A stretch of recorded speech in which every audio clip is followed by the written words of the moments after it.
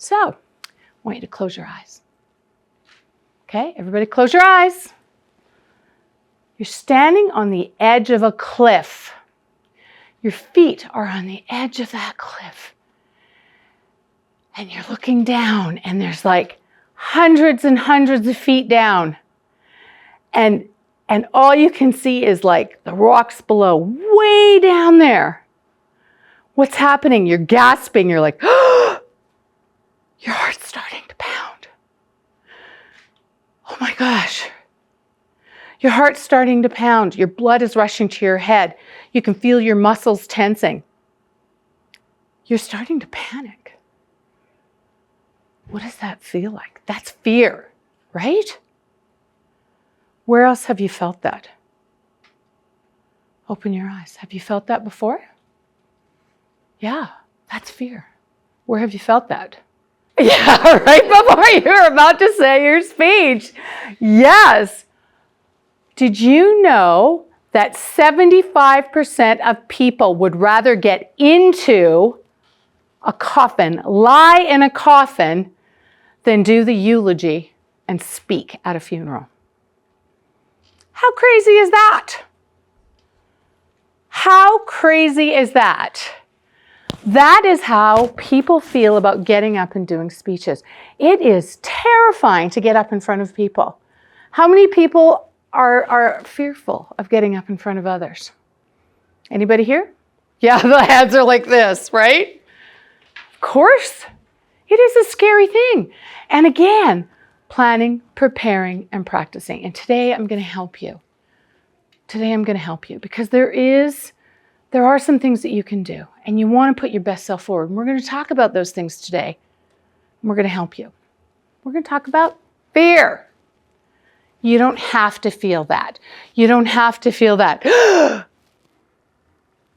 panic, that heart. How did you feel last night when they said, oh, and each one of you step out by yourself in front of everybody else and do your little point turn? How did you feel? Did you feel that heart race? Did you feel the little adrenaline? Did you feel that like moment? Of course you did, right? Come on, how many of you felt it? A few? Of course. I saw you. I saw the looks. I saw the panic. And guess what? Fear can keep you stuck. Stuck. It can absolutely keep you stuck. I specialize in business, right? In sales and leadership. I have seen professional salespeople who have been in sales for years that do not want to cold call. Cold calling is like going and calling on a stranger and saying, hey, this is my product and service, right? I have seen salespeople quit their jobs and go to a new job because they are terrified of calling on a stranger. Quit their job and go to a new job because they have so much fear and anxiety. And what is anxiety? Anxiety is fearing something in the future. Okay? We don't want to do that. And what happens when we have fear? We have excuses. We make all sorts of excuses. Oh, I'm too busy. I can't, the excuses we can make when we don't want to do something, right? Oh, I can't apply to be Miss Rodeo Queen. Someone else can do that. But you guys did it. You guys did it. Yay for you. Now we're going to get you up on stage, right? Procrastination is another thing that happens when people have fear. And this is what happens. And I'll show you this little chart here. What happens is that you have procrastination, and the more you worry, the more time that goes in, the higher the anxiety. Until there's a breaking point where you go, I can't take the anxiety anymore. I can't take it. And then finally you give in and you just do it. You put it off so long and then you say, I have to do this. I can't take this anymore. And you just do it. And guess what? Once you do it, the anxiety drops off. That's what happens. So why not just do it and get over it instead of letting that fear and anxiety build and build and build and build, right? This is something a lot of people don't know. We all have, there's that little voice inside of our heads. You know that little voice that says, oh, I can't do this. I can't do this. Those little points last night, you're doing your little points. How many of you are going, I can't do this? How many of you had that little voice going, oh, I don't belong here. I don't belong here. I can't do this. I'm not good enough. We'll have that little voice in our head. It's not just you. It's not just you. It's not just you. Okay, not these three, but it's not just you. We all have that little voice inside of our head that says, we're not good enough. We don't belong. We can't do it. Okay. Then we have this other little voice in our head that says, oh, yes, you can. You are fierce. You got attitude. You can do it. You have to listen to this voice, not this voice, okay? Fear is in our head. It is in our head. And you have to push through. This is what happens. We have a comfort zone. We all like staying in our comfort zone. It's human nature. And when we're in our comfort zone, this is what happens. We have little ups and downs, but basically, we all like staying in our comfort zone because it's nice there. But what happens is we hit this thing called a stall wall. So when we're in our comfort zone, we're kind of affected by people. We listen to those naysayers. They go, oh, you can't do that. We go, you're right, I can't do that. What am I thinking? I can't do that. I can't get up on that stage. I can't. How many people have had people tell them they can't do something in their life?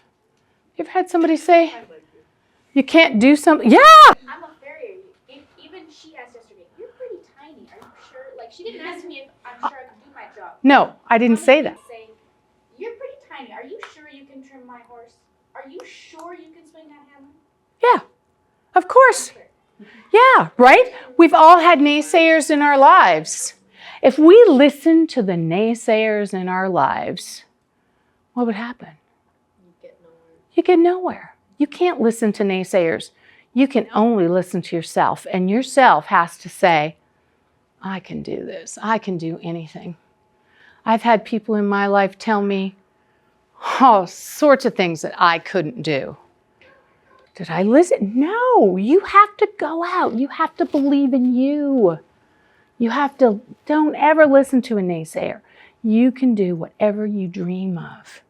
You push through fear. And this is what I'm talking about. You cannot make excuses. You have to push through and not listen, because when you push through that fear, this is what happens. You learn. You deal with challenges. You start to learn, and you will push through that fear. And what happens when you get through the other side of fear? It's like a little kid riding a bike. When you were 5, you were learning how to ride your first 2-wheeler. Do you think you were scared? What happened? Mom and Dad took those training wheels off. Were you terrified? Was your heart pounding? Were you thinking, oh, I can't do this, I can't do this, I can't do this? But you were excited and you're thinking, I can. That other voice was saying, I can do this, I can do this. You're pushing and you're like, okay, but you're terrified, but you think, I can do this. They take those training wheels off, you push through that fear, and what happened? You were flying. You were flying on that 2-wheeler. Did you ever look back? No. Now look at you. You're Miss Rodeo Queens.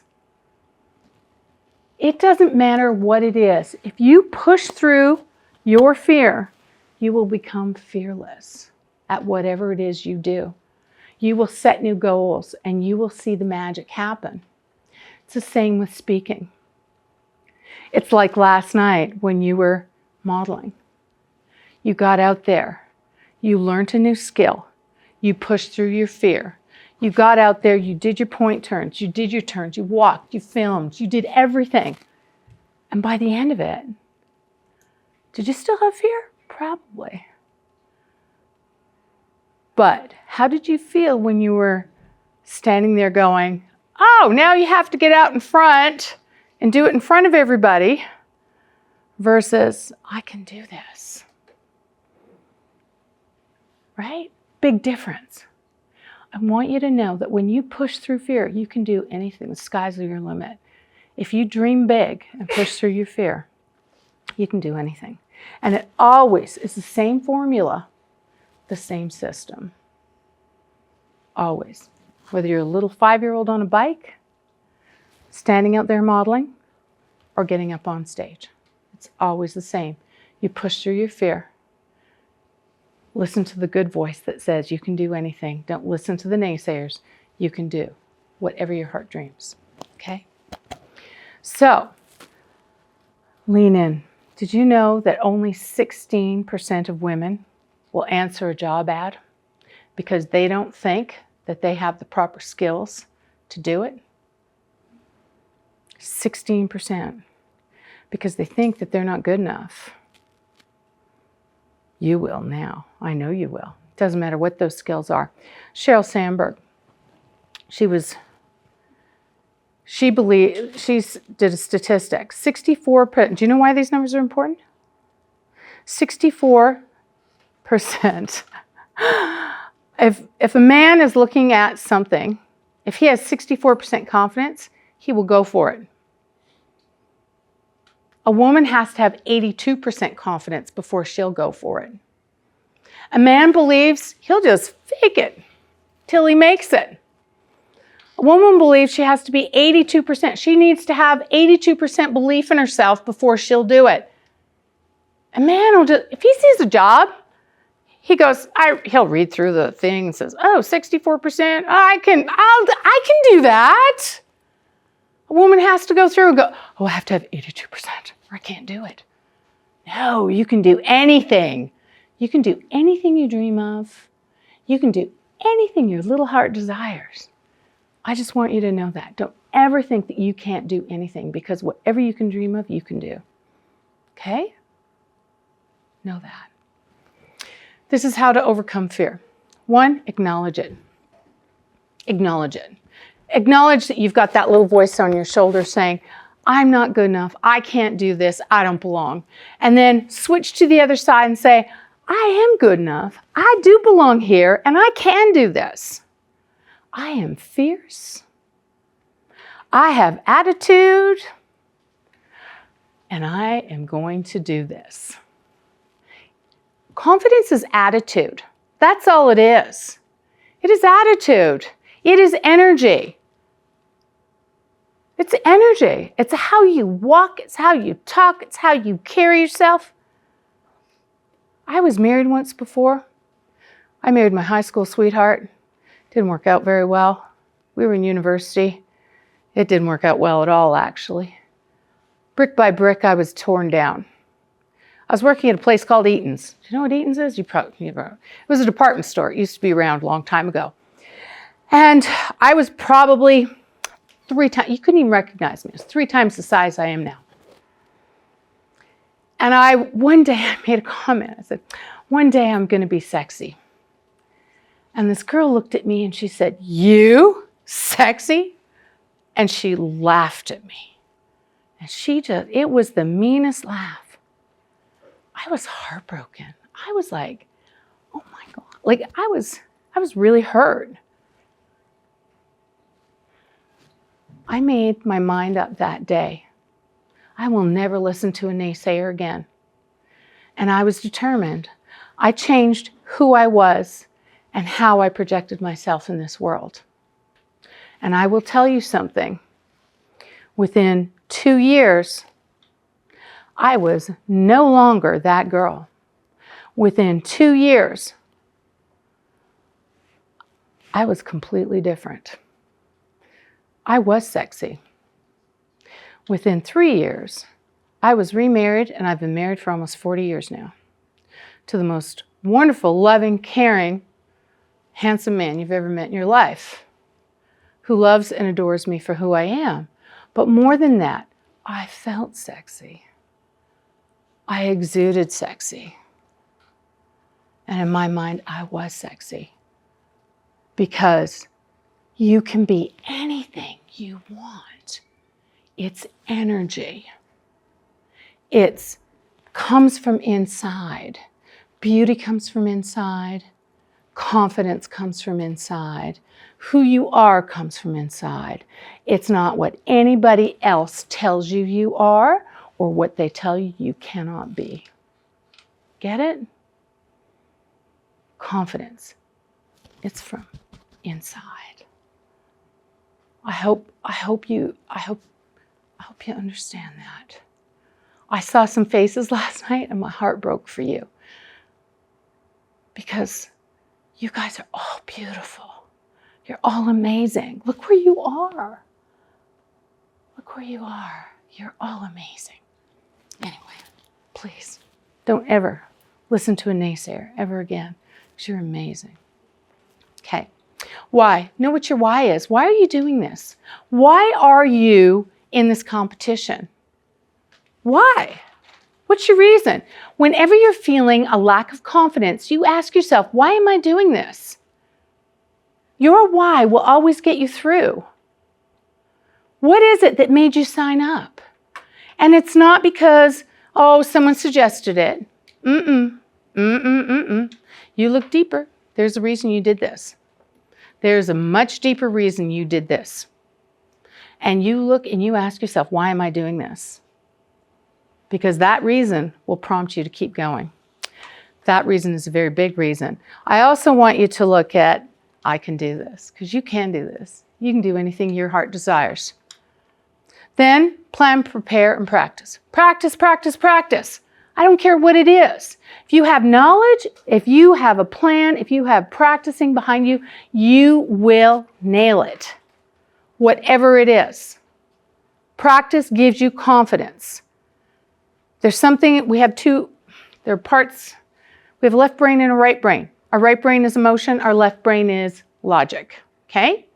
When you are not planned, prepared, and practiced, you go into flight, fright, and freeze. That's when you make mistakes. That's when you say and do the wrong thing. That's when you let that other brain, that's when you make mistakes. When you stay in logic, that's when you're confident, self-assured, and you use your analytic brain. But here's the problem. When you are in that non-confident brain, you stop listening to people, you stop paying attention, you start making those big mistakes. But more than that, you trigger the other person's amygdala, which is their brain. It's a little peanut-sized thing in their brain. And it's their subconscious. Before you even know it, they're like, I don't know about that person. They're not very confident. I'm not confident in them. If you practice and you stay in your left brain, your confident brain, they will remain confident in you. That's why practicing is important. So you stay confident and competent and you're practiced and they're credible. They see you as being credible. They will stay confident in you. Got it? If you're not planned and prepared and practiced and you go into that right brain, you start saying things and, and you're winging it, you're going to have problems because they're not going to believe you. They're not going to have credibility in you. So, and again, what's the worst thing that can happen? So you mess up a little on stage. Really, what's the worst that can happen? You say the wrong thing? Is it the end of the world? No. But what's the best thing that can happen? Oh, I don't know, a crown? Yippee-yahoo, wouldn't that be awesome? Walking home with that baby, right? Or maybe steps to Miss Canada, if that's what you wanted. Miss Rodeo Canada, maybe that's what you want. That's pretty good. Is that worth all that? I think so. Okay, confidence, power pose. Hands behind your head for 2 minutes. It starts a whole bunch of chemical reaction going to your head. Did you know that? All sorts of good things happen. Testosterone, cortisol, all sorts of great chemicals start dropping into your head. And you start feeling more confident. Yes. Got it? Who wants to do it? Hands behind your head. That's it. All you have to do to increase your confidence is do this. And chemicals start flowing into your brain. I know. Did you know that? I know. Oh, I know. You're sitting there going, yeah, you're full of it. No, I'm telling you the truth. That's it. That's all you have to do. 2 minutes. Hands behind your head. Okay, here we go. Now, Superwoman pose. Stand up, do this, babies. Superwoman. How's this make you feel? Oh. Is that empowering? Do you feel super? Do you feel like a super rodeo woman? Yes. Oh, come on. I see those smiles. Yes, you feel like super rodeo women, don't you? Little things like this before you go out on stage. Now, you want to really feel like a super rodeo woman? Hands above your head. Yes. Before I go out on stage, this is something you can do. It gets those chemicals working in your brain, and you will actually start pumping that adrenaline into your body so that when you go out on stage, you are feeling better. Look at her. Ah, yes. She is dancing. She is rocking. Look. They are little things, guys. That's a simple thing you can do. Thank you for indulging me. Those are little things that you can do that will actually get your body to help you become more confident, physically confident before you go up on that stage. So that your brain is thinking, because you've got adrenaline going to your brain, so that you are smarter, sharper. When you're up there on stage, they go to ask you a question. Guess what? Boom, you've got it. You know it. It's going to be coming to you, okay? Walking, the power stride, right? Yesterday you were talking. You want to know what it is? Heel toe, heel toe, heel toe. Do you want to try it? When we walk toe, heel, okay? When you want to walk confidently into a room on stage, it's heel toe. Do you want to try it? Okay, heel toe. Stand up, let's do it again. Okay, now what happens is this, you know, they were talking about it yesterday. When you walk heel toe, it automatically throws your shoulders back and it throws your head forward. Non-confident people look at the ground. When you're in an airport or something or in the mall next time, watch people. They will be looking down. Confident people are always looking forward. Okay, heel toe, heel toe. Right, get it? Do you see how your shoulders are back? Exactly. Do you feel it? Do you feel the difference? Feel how you got that little strut in the hip? Woo-wee, look at you guys go. Yeah, there you go, exactly. That is a confident walk. And do you not feel the attitude? Do you feel the confidence? And smile, girls, smile. Exactly. Look at you girls go. Rock it. Awesome. Thank you. That is a confident walk. Look at you. Love it. Love it, love it, love it. It is such a little thing, but when you're walking out on stage, just that walk alone will give you that feeling of, I got this. I have got this. You've done your little super pose, your superwoman pose, right? So you've got the chemicals going. Then you walk out on stage. People are watching you. You have got that walk. Your shoulders are back. Your head is up. They're watching you. They know that you have got it. What's this? Victory. What do soccer players do when they score? Exactly. So when I asked you how many of you were confident or how many of you were scared, what did you do? I want to show you something. Okay, what's that? Body language. Oh, right? Low power pose. You went like this. How many of you, did you notice that? I said, how many of you were a little scared yesterday? You all went like this. That's a low power pose. What should you do? Whenever someone asks you a question, hands up. This is power pose, right? This is power pose. This is, I am in the room. I am here. Notice me. Okay? Walking down. No, we don't walk like that ever again. No, no, no. right? We walk like this. We walk with our heads up, looking out. That's how we walk now. Anyway, now we're going to present our speech. We're going to do this again. We're going to close our eyes. Close our eyes. We're walking down a dark alley. As we're walking down the dark alley, we see a man approaching us. He's wearing dark jeans, dark runners, a black hoodie. His head is down.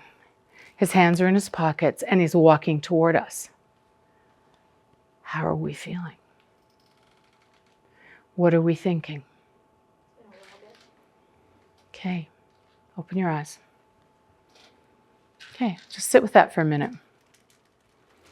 Now, I want you to close your eyes again. We're in the dark alley again. We're standing there at the end of the alley, and another man's approaching us. This time he's coming towards us. He's wearing a pair of men's dress shoes. He's wearing a gray suit, white shirt, tie, carrying a briefcase. He's wearing glasses, and he's looking towards us. Open your eyes. Okay. Did we make a judgment? Oh, we did, didn't we? Did you know that we make judgments in 0.07 seconds? Usually we say 5 to 15 seconds, but actually our brains do it in 0.07 seconds. And we all judge. I don't care who you are. When we see someone, we make judgments. It's that quick. That quick. Green, yellow, red. Boom. That's how quick we make a judgment. That's how quick it is. And guess what? As speakers, people want to hear from confident speakers. They don't want to see people up there that aren't confident. They want to know that you know your stuff and that when you get up there, you're going to do a good job. And they're going to criticize because what do people do? They judge. But I want you to know something. You're now in the limelight. Not everyone is going to like you. It took me decades to figure that out. Decades, because for years I wanted everyone to like me. Guess what? Not everyone's going to like you. There are just people out there that are mean. They're not going to like you. You don't want them to like you because there are just people out there that are not going to like you. Something to add on that too is Yes. if somebody has like an issue, it's probably more of a self-reflection on them. Yes. So like if you do something and it bothers somebody, like it's really more about something that's happening within themselves. Yes. Hurt people hurt others. Don't try and get everyone to like you. But here's the thing. Always take the high road. Don't play on their level. I've made many mistakes in my life. Many. And I've learned many lessons. Always take the high road. You know what? If someone says something mean, just walk away. Resiliency is the best thing you can do. Just walk away. Anyway, don't take rejection personally. So when you go into a shoe store, do you like every pair of shoes in the shoe store? No. Well, guess what? Not everyone's going to like you either. So don't worry about it.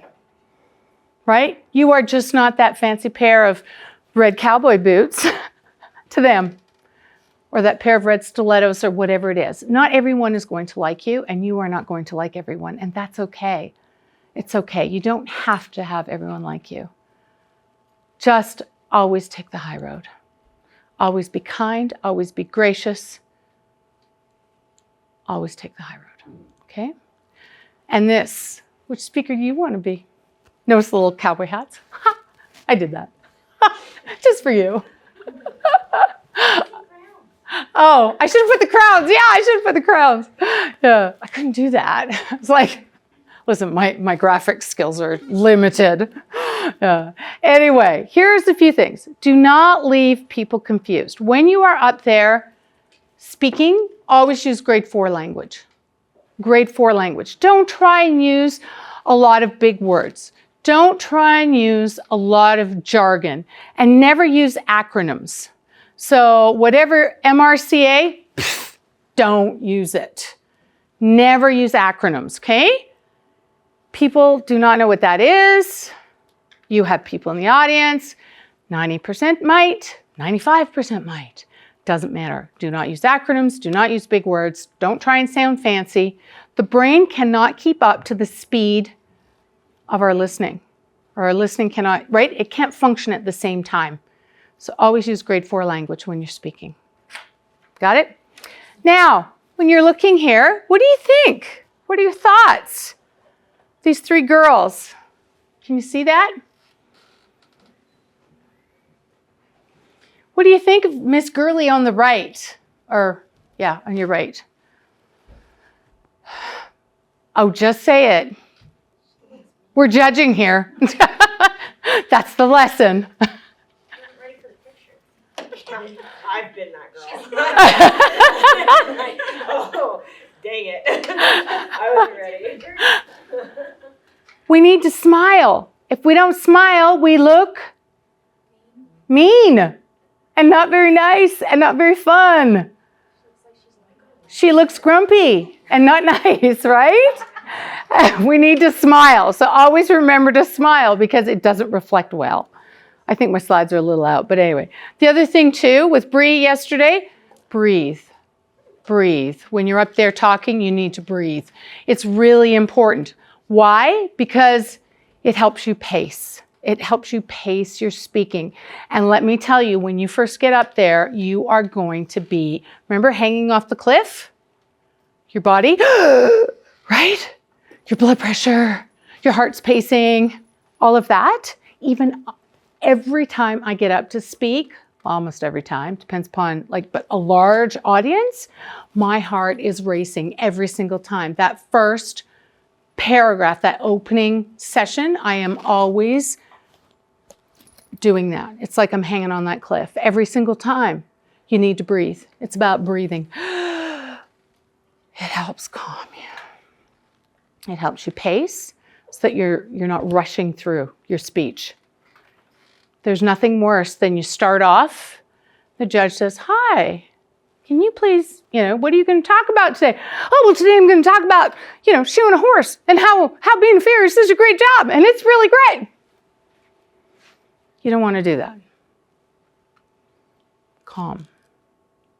The other thing is your audience can't hear you if you are speaking that fast, right? They can't hear you. And yesterday, a couple other things. Project your voice. It's very important that your tone, your voice needs to project. When you were talking, and some of you were talking, we couldn't hear you. You have to learn and practice, practice, practice, right? Practice in front of your dog, in front of a camera, in front of your family, in front of your friends. Practice. That's all I can tell you. You really want to practice because the breathing will help you with your tone. It will help you with everything that you do. It really will. The other thing, these are called filler words. Do you know what filler words are? Please tell us. It's the kind of words that you use when you start panicking, like you're losing your train of thought. So it's when you're trying to go, see, I just did it there, where you're trying to go from one thought to another, you use them as a bit of a break in between to fill the space. Right. I was thinking that, maybe, right? What happens is in North America, we are very uncomfortable with silence. Many cultures love silence, but in North America, we hate silence. And when we're up in front of people, we use filler words. It's a fallback thing that we do. And we will use or a, or so, and.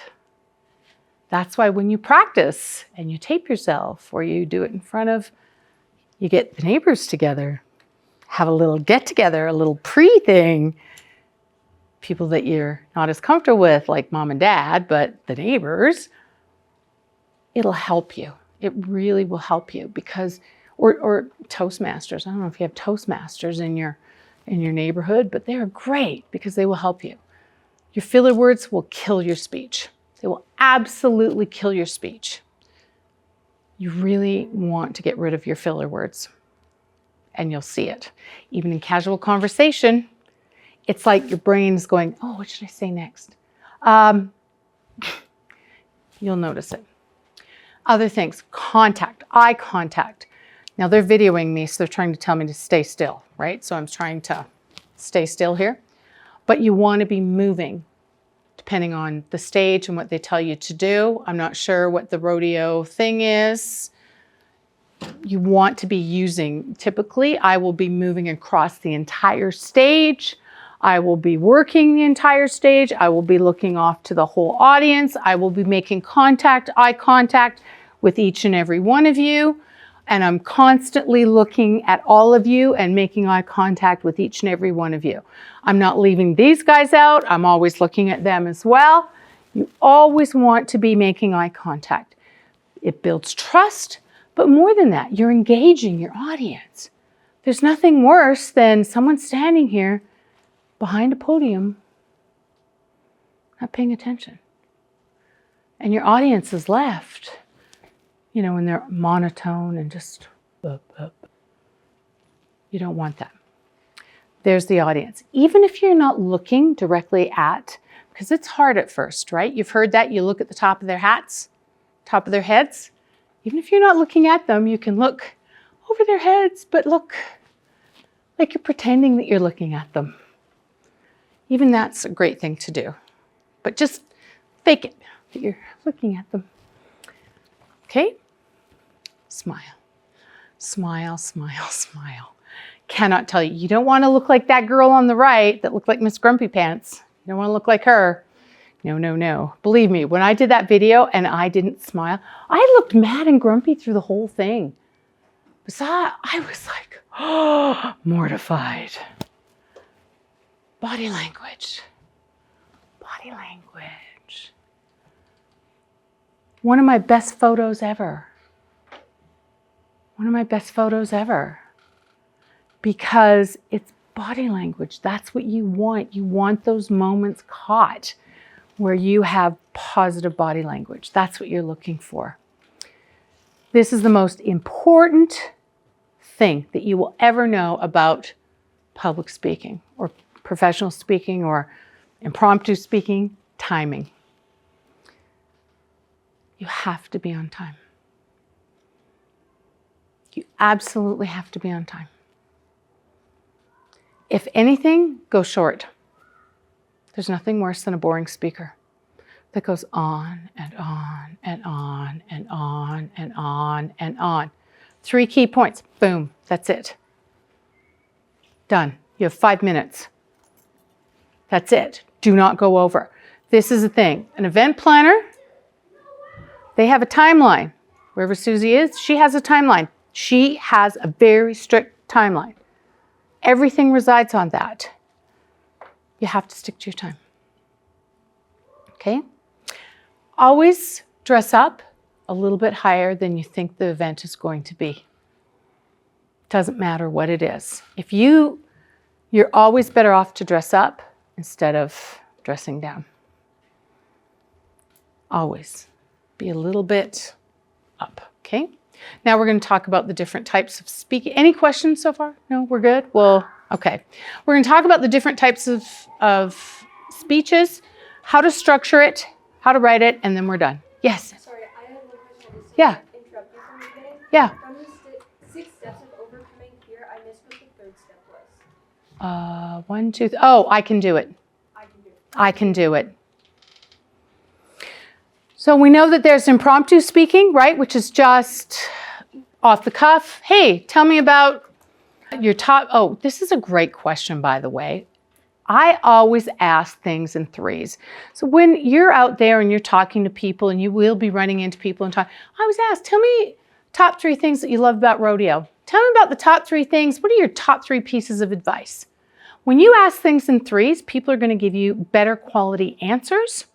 They might not have 3 things to tell you, but they will always give you more thoughtful answers than just surface. And surface are things like, you know, the weather, the news, like, right? They're just those off the cuff kind of answers that everybody gives you. They will give you more thoughtful answers. So always ask things in 3s. And I always ask that because you get the best answers. Again, it's that pocket, right? What do you have in your back pocket for them? Always ask that. Oh, tell me, what are your, right? You meet a judge. Oh, what are the top 3 things you love about being a judge? What are the top 3 things you love about being a queen? What are the top 3? Great conversation over. Impromptu speaking. Impromptu speaking. We talked about this. This is just your having something to talk about, right? This is your casual. It gets you speaking, thinking right off the cuff, having the ability to be flexible, open-minded, and really being able to come up with something in a minute. We all need to know how to do that. So having those things in your back pocket is a really great way.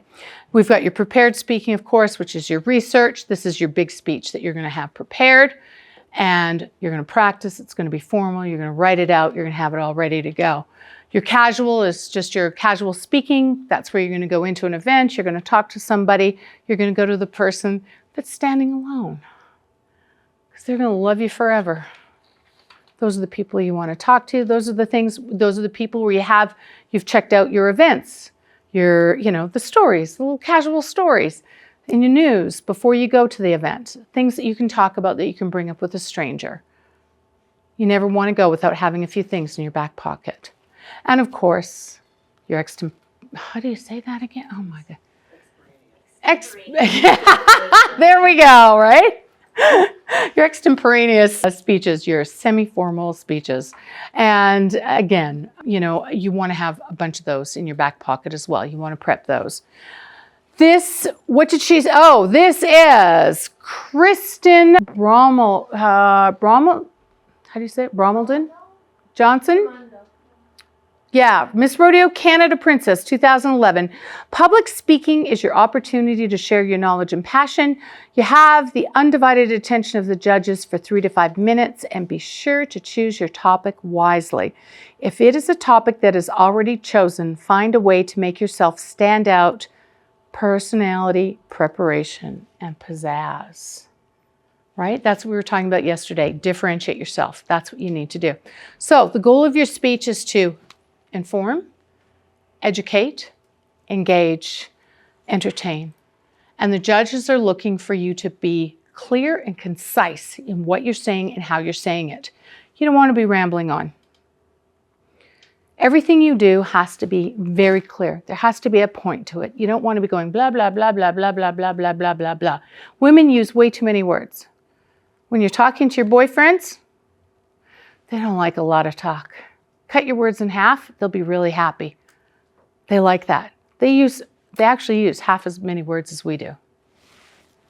Truly, they do.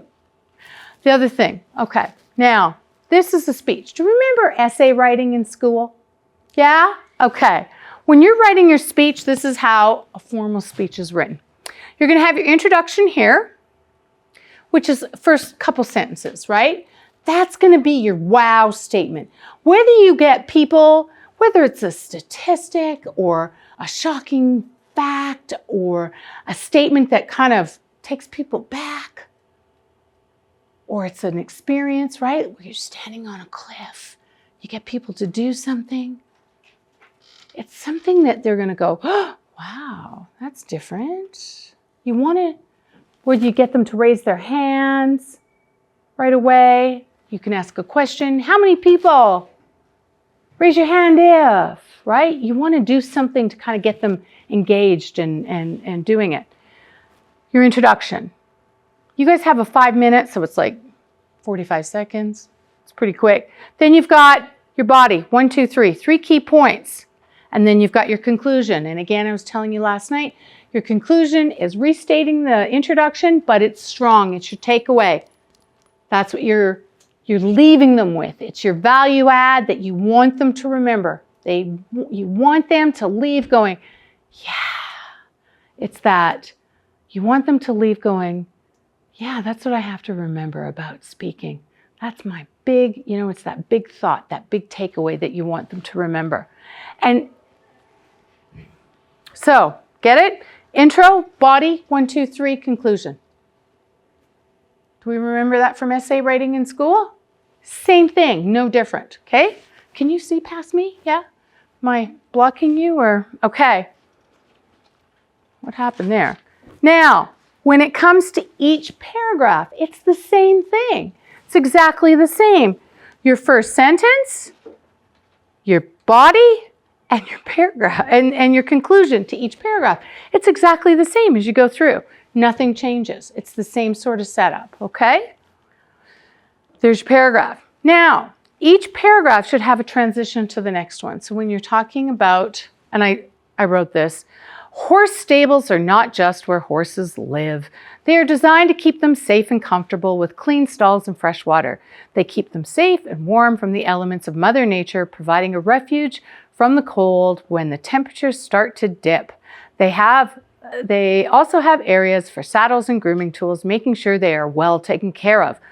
Moreover, these carefully designed spaces go beyond the basics of horse care to foster a unique community spirit for those who share a love of these graceful animals. So what this is, each paragraph should run into the next one, right? That's what it does. You shouldn't just go talking about horse stables and then start talking about the farrier. You need to have some sort of transition into the next paragraph. Now, the next thing that you want to do is when I go to memorize a speech, this is what I do. I memorize the introduction, the first line of each paragraph, and the conclusion. That's how I memorize. Everybody else might have a different system, but I'll tell you something. When your nerves are panicking you absolutely need to know this and this. Absolutely need to know those. Those are the essential parts of your speech.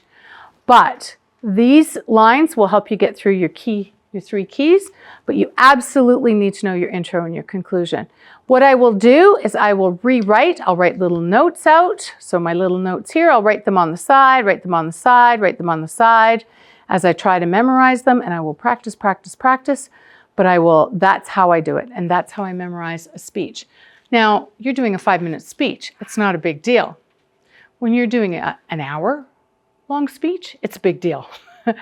And it's a lot of stuff you have to memorize. So that just gives you an idea. Because professional speakers shouldn't be using this. They shouldn't be looking at that. They should be able to just talk. No notes, no anything. Okay? Just so you know. Okay. ChatGPT. Who's using chat? Who's used it before? Anybody know what it is? Oh, look at you fancy schmancies in the room. ChatGPT, if you haven't used it, is a new, what they call artificial intelligence, and it is a writing tool. Well, it's a mini thing, but it is a very great writing tool. It will help you set the tone, the language. It will help you with all the words in your speeches.